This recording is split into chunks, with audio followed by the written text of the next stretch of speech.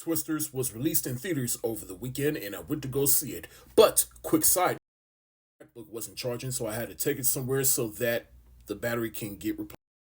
This week and probably this week only, my reviews coming up are going to be in a TikTok format. I'll be able to make a dedicated video or a dedicated audio video for some of my reviews coming up.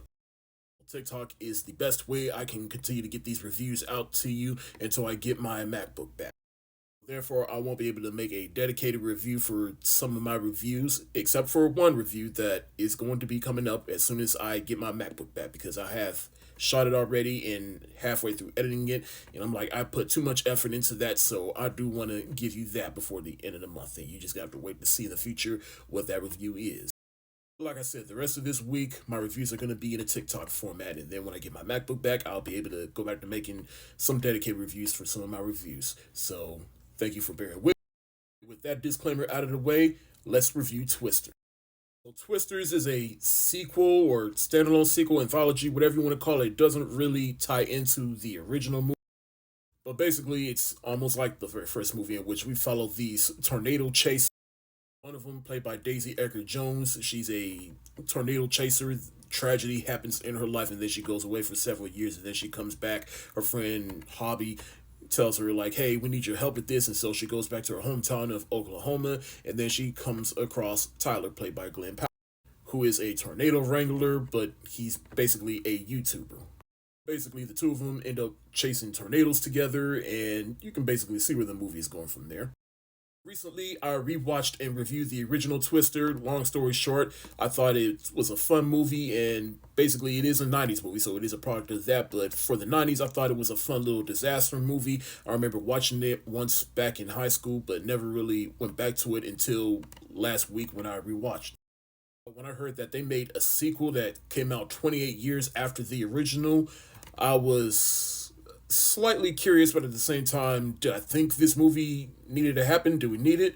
No, not really. But since we got it, I am curious to see what they do with this movie, since it is, well, was only one movie deep. So let's see. And plus, I wasn't looking for too much for this movie. I just expected it just to be a fun little disaster movie, not expecting to use my brain too much for this movie, though, given that there is science involved in this, and science wasn't particularly my favorite subject in school.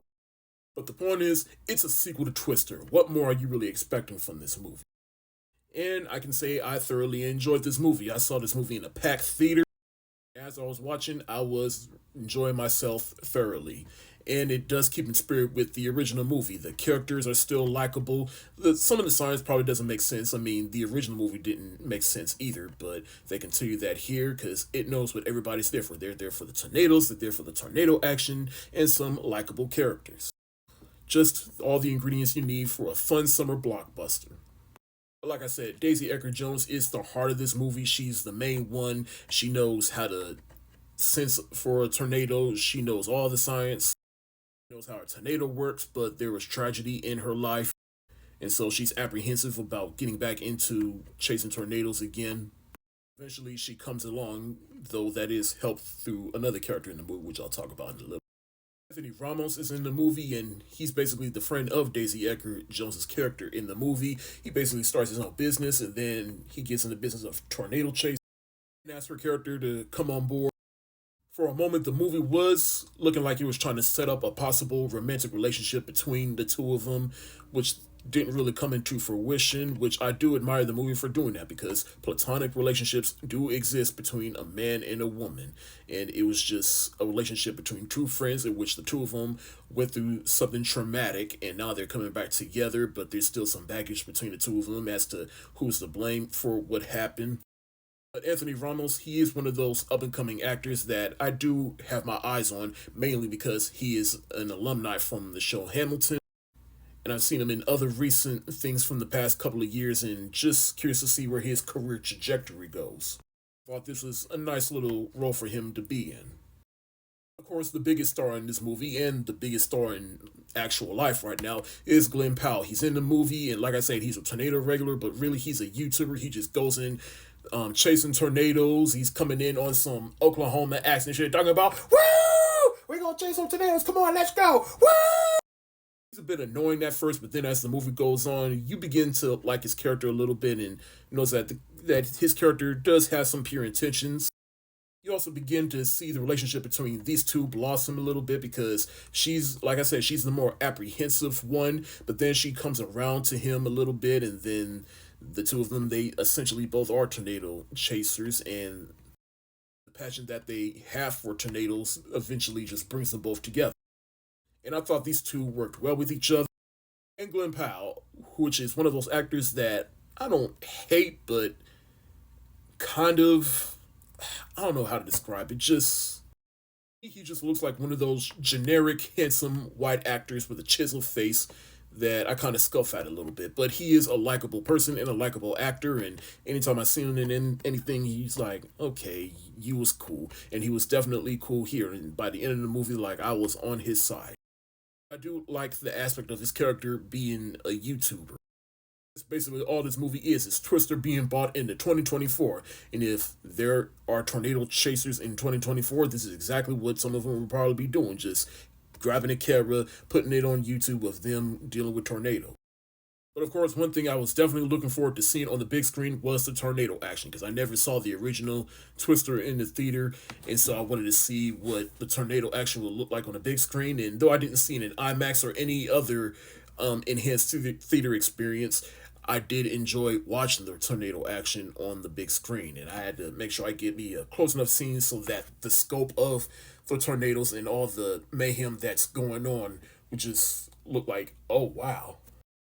It also helps that this movie was shot on 35 millimeter, which I just recently heard. And if that is the case, then that was definitely a good call, because even as I was watching the movie, I was like, for a movie that looks like it was shot on digital, it just has this old school crisp film um, tone to it a little.